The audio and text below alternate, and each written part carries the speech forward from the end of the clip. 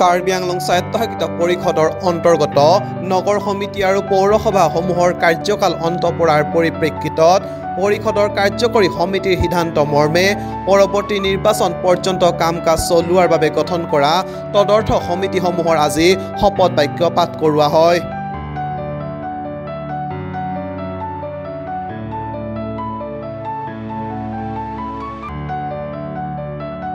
এই উদ্দেশ্যে ডিফুৰ তাৰালাংছত অনুষ্ঠিত হোৱা এক বিশেষ অনুষ্ঠানত কাৰ্বি আংলং আৰু পশ্চিম কাৰ্বি আংলং জিলাৰ অন্তৰ্গত বোকাজান পৌৰসভাকে ধৰি মুঠ 20খন নগৰ সমিতি আৰু পৌৰসভাৰ অধ্যক্ষ উপাধ্যক্ষ আৰু ৱাৰ্ডৰ সদস্যসকলে শপত বাক্য পাঠ কৰে।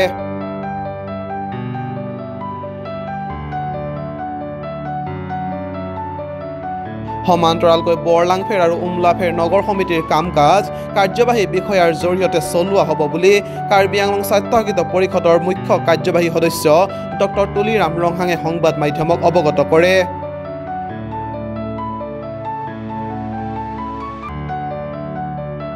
আনহাতে অহা মাহত নগৰ উন্নয়ন বিভাগৰ মন্ত্ৰী জয়ন্ত মল্ল বৰুৱা ডিফুলৈ আহিব বুলি জানিবলৈ দি মন্ত্ৰীগৰাকীৰ উক্ত ভ্ৰমণৰ সময়তে পৰিষদৰ অন্তৰ্গত নগৰ এলেকাসমূহৰ উন্নয়ন সম্পৰ্কীয় বিভিন্ন দিশ আলোচনা কৰা হ'ব বুলি মুখ্য কাৰ্যবাহীগৰাকীয়ে জানিবলৈ দিয়ে।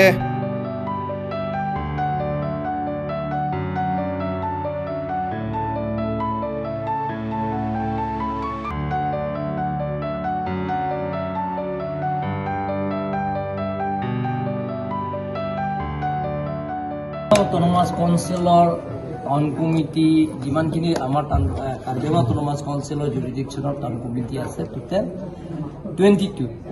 22ৰ ভিতৰত আমাৰ বৰলাংফেৰ আৰু উমলাফেৰ সেই দুটা টাউন কমিটিটো আমি ইয়াত এক্সিকিউটিভ অফিচাৰ জৰিয়তে সেই টাউন কমিটিটো চলাব।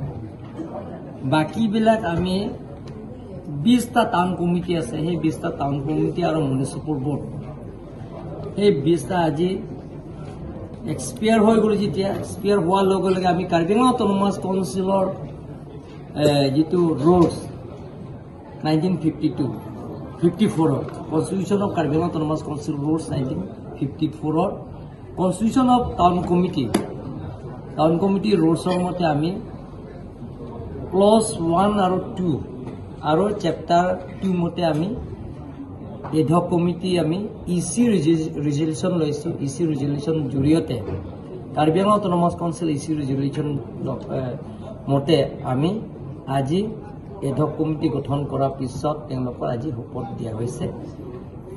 কাৰ্বি আংলং অটোনমাস কাউন্সিলৰ পৰা তেওঁলোকৰ শপত ল'লে আৰু তেওঁ চেয়াৰমেন ভাইচ চেয়াৰমেন আৰু মেম্বাৰ্ছসকলৰ আজি শপত লোৱা হৈ গ'ল। গতিকে কালিৰ পৰা আজিৰ পৰা তেওঁলোকৰ ফাংচন হ'ব।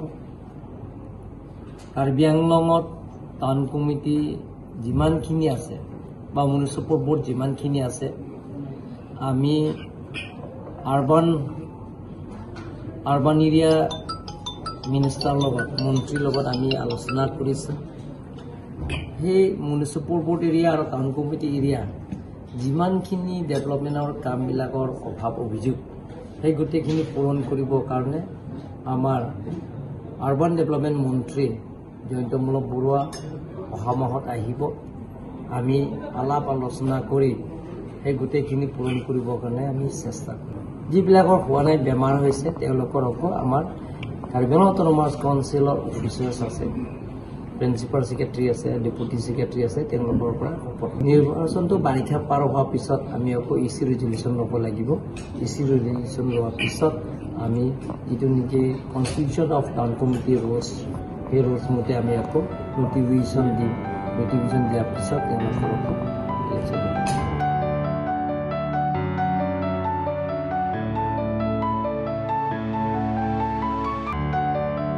Bureau report news 12 Assam north east.